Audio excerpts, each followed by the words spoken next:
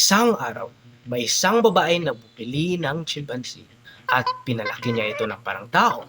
Ang pangalan niya ay Sandra at kasama ng kanyang asawang si Jerry.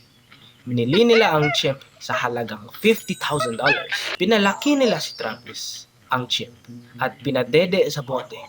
Nibihisan, pinatutulog sa kuna sa kanilang kwarto. Sumama pa si Travis sa kanila sa mga restaurant at naging tanyag sa kanilang bayan. Sikat si Travis sa kanilang bayan, pero habang tumatanda at nagdadaan sa puberty, nagbabago ang kanyang ugali. Isang gabi habang sila'y nasa kotse na sa intersection, may isang estranghero tumaan at bigla na lang naghagis ng walang laman na bote sa bintana ng kotse. Nakita ito ni Travis at biglang nagalit. Tinanggal niya ang kanyang seatbelt, lumabas ng kotse at nagwala. Tumakbo siya sa kalye, sumugod sa mga dumaraan, at nagpagulong-gulong at umakyat sa mga kotse. Walang nakakaalam kung anong gagawin, kaya tinawag ang mga pulis. Pero kilala ni Travis ang mga pulis dahil siya'y tanyag sa bayan. Nang makita niya sila, hinabol niya ang mga ito at pinapalo sa puwet na parabang laro lang sa kanya. Matapos ang 2 oras na kaguluhan, napagod si Travis at bumalik sa kotse.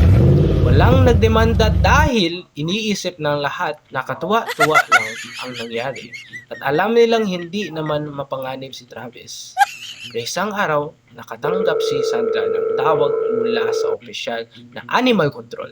Sinabi nitong si Travis ay nasa hustong gulang na, may lakas ng 5 tao at may sexual na pagnanasa na hindi natutugunan, na maaring maging sanhi ng mas malalang ugali. Pero binaliwala ito ni Sandra.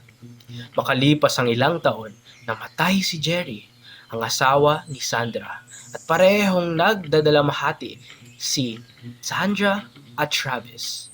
Nagpatuloy sila sa buhay at nakipagkonekta ulit kay Charla Nash, isang kaibigan ni Sandra.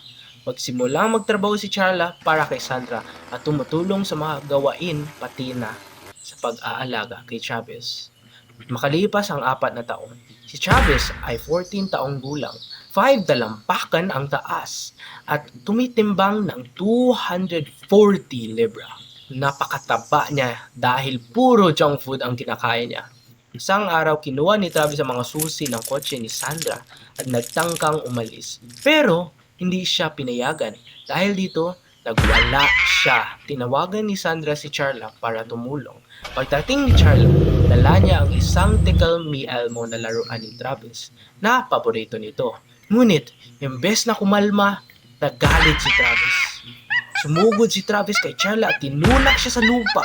Sabay sinimulang sakmalin ang kanyang muka ng paulit-ulit. Sinubukan ni Sandra na pigilan si Travis gamit ang pala at kutsilyo, pero hindi tumalab. Dahil sa takot na baka siya naman ang atakihin, nagkulong si Sandra sa kotse at tumawag ng pulis. Pagdating ng mga pulis, nakita nila si Travis na iniikot sa bakuran. Nang makita sila ni Travis, bumiti siya na may dugo sa mga ngipin. Bago pa siya umatake, binaril siya ng pulis ng 4 na beses. Ito ang naging dahilan ng kanyang pagkamatay. Nakaligtas si Charla pero lubhang napinsala ang kanyang muka sa katawan. Sa kabila ng maraming operasyon, nabulag siya at nawala ang kanyang mga kamay. Si Sandra naman ay namatay 1 taon matapos ang insidente dahil sa mga komplikasyon sa puso. Si Charla ay nakatanggap ng $4 million na settlement mula sa ari-arian ni Sandra.